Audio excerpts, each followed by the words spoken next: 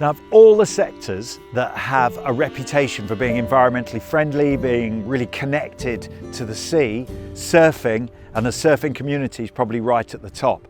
But here's the thing, every surfer, well, most surfers are sitting on a lump of plastic. They're sitting on GRP, something made of fiberglass that can't really be recycled. They're wearing wetsuits, and wetsuits, again, lots of problems recycling them, the manufacturing process, sometimes not very friendly to the environment. So actually, there's this other side to surfing. And there's an organisation right here, Predn Surf, who have decided to address that issue. And the workshop's right in here. It's run by a guy called Pete, and I'm going to go and have a natter and find out how he's doing it.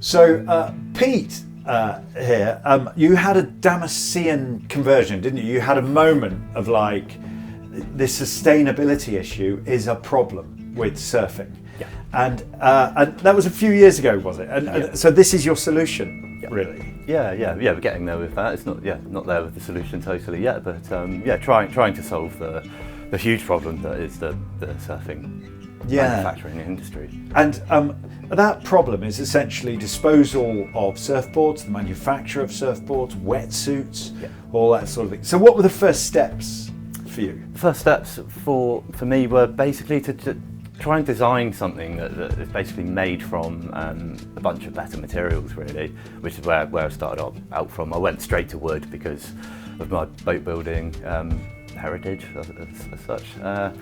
Went to the hollow wooden boards quickly, but wasn't happy with the performance that I was getting from them, so I ended up staying with the wood, but then going onto the cord, more traditional, but with a wooden twist. And the performance thing's really important, isn't it? Because you're not going to create a commercially viable product for surfers if it surfs like an absolute plank. Exactly. You need something that has got that performance as well. Yeah. You can make something bomb-proof and eco-friendly and sustainable and everything, but if it doesn't surf well and if it doesn't perform, nobody's going to buy it. It struck me the real sort of irony of the whole surf movement and that deep connection with the sea, surfers against sewage. It's all fantastic, but just the tools of the job are creating such a problem, aren't they? Yeah. So, where are you now? That was 5 years ago. Yep. Where are you now with these boards? We're really happy with the performance of the boards now. We're starting to play around with different things, like leave the decks bare wood, like this one, which will hopefully reduce the amount of wax that you need, if not completely eliminate it. Yeah, and that's a really interesting point. When we came in, obviously we were looking at the boards. And you mentioned the fact that you don't need wax when it's wood. Of course you don't, because when wood gets wet, it gets kind of sticky. And I hadn't really considered that factor before, that of course the wax is also an element that's going into the sea that shouldn't be in the sea. Yeah, and some waxes actually have petrochemicals in them as well, so the waxes themselves can actually be damaging when they go into the sea. Right. Brands now have cleaned up and started using better ones, but again, it's one of those things that actually the natural alternatives just don't work quite as well, so you're never going to get the professional surfer to use a product that doesn't stick into the board as well when he's in a competition. Or so the materials you're using wood. Yep. And what else are you using? So this one in particular is it's made of a EPS core, which is polystyrene basically. It's got at the moment it's got a low recycled content in it, but we're sort of weighing up whether that's worth it or not with the actual process of recycling it all together. We have sourced some new sort of PLA foams and some PHA foams, which will be much better environmentally. They're compostable. Also some different biofoams, some cornstarch foams and things like that. So we are replacing the EPS. That's going to be completely gone. And volume-wise, that's most of what the board's made of. Weight-wise, not so much, but volume-wise it is.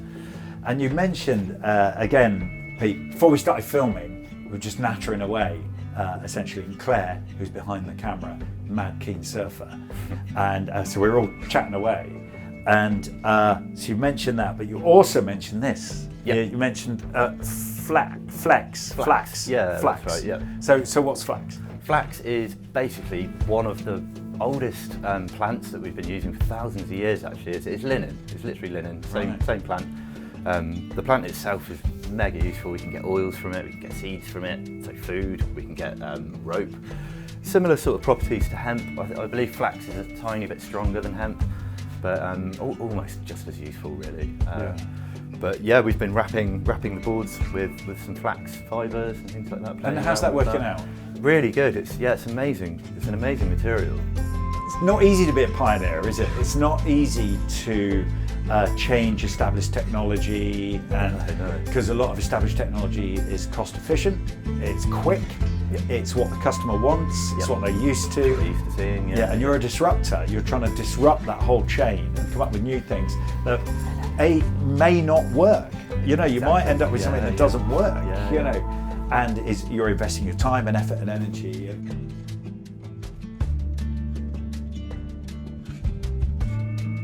Pete, where's all this going? So where the next stage is for you, 5 years' time? Basically production. At the end of the day, we're not really going to make much of a difference making 1 or 2 belt boards for customers, custom surfboards for people. It has to be upscaled really, because at the moment the competition with the mass-produced surfboards, they're carrying on going, and they're going to carry on going until somebody replaces it with something better. And with the way that we're doing things, we can actually not just replace we started at the top, we're replacing the top performance boards first, and then after that we intend to go down and go for the cheaper boards and the cheaper markets, because they're the ones that are they're the worst ones really.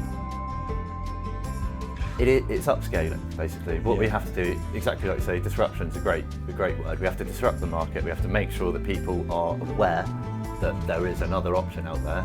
We have to stay competitive with prices. That's a really key thing. We're always going to be more. We're always going to be that little bit more. But we have to let people know that it's more of an investment. The board's going to last longer. The board's. You're also investing. So when you buy one of Pete's boards, Predn Surf. Predn Surf. It's a flagrant plug for the brand. When you buy one of Pete's boards, it is an investment. It's an investment in quality and all that, but it's an investment in something else, isn't it? It's an investment in the environment. But just about every surfer I know is skin. As a tribe, they're just permanently skin. So again, it's that creating that sort of mass-produced one, isn't it? That's competitively priced. Another flagrant plug, but I think the thing this gives you is all surfers do have a real connection to the sea, and I think as a group of people they're more strongly connected to the sea than almost any other group of people I know. And I think the lovely thing that this can give you is you surf with a totally clear conscience. Who wouldn't want to do that? So I would keep up the good work. That's all we can say. Lovely. Initiatives like this are really, really important, and they're also not easy. It's not easy, this, because you're trying to take on a mass market, you're trying to take on mass-produced goods that are produced very cheaply, so the price is low, and nowadays no one's got any money, have they? But it's just investing that little bit more in a bit of kit that you know is environmentally friendly, and that's what Pete's trying to do here. And it's a fantastic initiative, and it's quite a brave initiative as well. But for an industry that does have such an impact on the marine environment, but is also so heavily invested in the marine environment, things like this are really, really important.